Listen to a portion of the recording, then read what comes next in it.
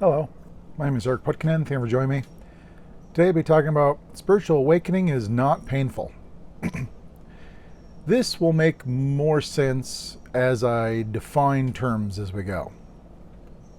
First of all, spiritual awakening or enlightenment is the shattering of the illusion of me. It is a seeing through what we are not, which is this self-concept, imagined me, and no longer believing in this me. Now, what is left is perfectly comfortable with itself. What is does not resist and deny what is. What resists, what denies, is the me. And so, if there's a spiritual experience or glimpse, which is often confused as a spiritual awakening, a spiritual glimpse or experience may occur to a me that there is no other and you're all alone, and then we'll feel lonely and suffer and find it painful. Or that there's no meaning in life. And so the me loses all motivation to do anything. And you find it unable to really get off the couch or function well in the world. And so there is suffering. But this is all regarding a me's reaction to a spiritual experience or glimpse that is, and it's trying to come to terms with what was seen. But when the me itself shatters, what is left lacks nothing, doesn't need anything, and is totally at peace and comfortable with itself. There is no adjustment in terms of trying to get used to it. Because what is has always been what is. There's only this illusion of a me that's been in front of it. And when the illusion of this me shatters, what is realized is what has always been the case. And as it's always been the case, it's not particularly uncomfortable or painful. Now, I will say, spiritual awakening and enlightenment never causes pain in the true sense of pain. I know the title I said it was spiritual awakenings, not painful, but what people usually mean by this is emotional, mental hurting, which is really suffering. Pain arises from the nerves of the body. When you get a cut and the nerves are damaged, the body registers pain and the brain feels it. That is pain. Suffering, on the other hand, is imagined, mentally created, has no basis in the nerves of the body. And so, in realizing I'm alone, there's no other, there can be suffering and feeling loneliness. But all suffering is founded upon this fictitious me. For what has always been the case, as I said, does not resist and deny what is. And it is this resistance and denial that is the seed or root of most of the suffering that we experience. We see, for example, that there's no purpose. And so as we're trying to come to terms with this egoically, and the me loses all motivation to do things, it is the me that is having problems, that is resisting and denying the reality of there not being a purpose. However, if this illusion of me shatters, what is left has no problem with purposelessness.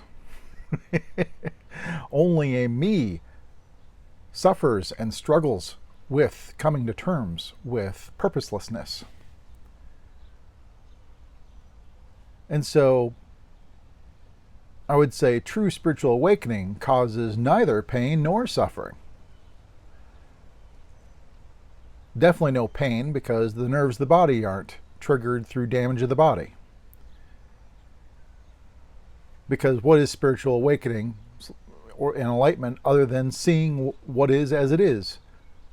Seeing doesn't cause physical pain to the body. I mean, dumb humans can stare at the sun or eclipses until they go blind. It doesn't particularly hurt to see. Now, suffering, on the other hand, also doesn't arise, as I said, with spiritual awakening and enlightenment, because the me that suffers, that me that resists and denies, that causes the suffering, that me is an illusion that shatters. And what is left is at peace with itself. Dissonance really does not happen in the world. What I mean by this is nothing is really dissonant with anything else. It is the ego, the me, that creates dissonance, that has this idea of dissonance. I mean, in nature, if anything, it's a fairly remarkable harmony. There is nothing really dissonant with anything else. It takes this me, this illusory me, that wants to go contrary to reality, contrary to nature, that dissonance is felt. Dissonance is an experience of going against the flow, so to speak. If you're in a river and you are holding your ground and pushing against the stream, you'll feel it because you're holding your place and it's contrary to the stream, and so you're constantly feeling this pressure. But if you get off your feet and just float along, you don't feel it so much. You just float along. Because now you're with the flow of things. The more you are in the flow with what is, the less dissonance there is. The more in flow with you that you are, obviously there's the less resistance or denial that can be.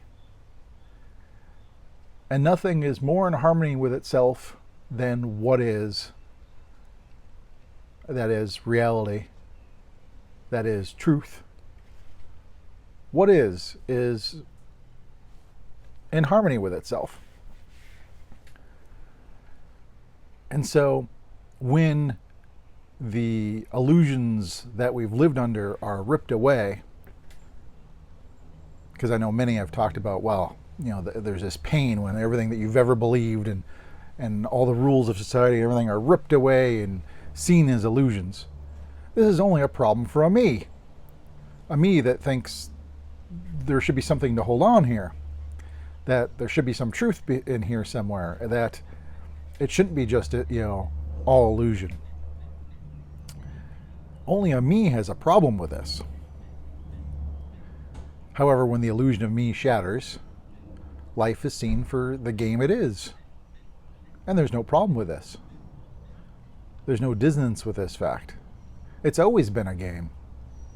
We just think otherwise, or have thought otherwise prior to awakening. With awakening, what is seen for what it really is. And there's no need to come to terms with it. There's no pain or suffering involved. If the illusion of me has truly shattered. If you got any questions, comments, please post below. If you have not subscribed to the channel yet, please subscribe and be notified of future videos. But until next time, thank you much.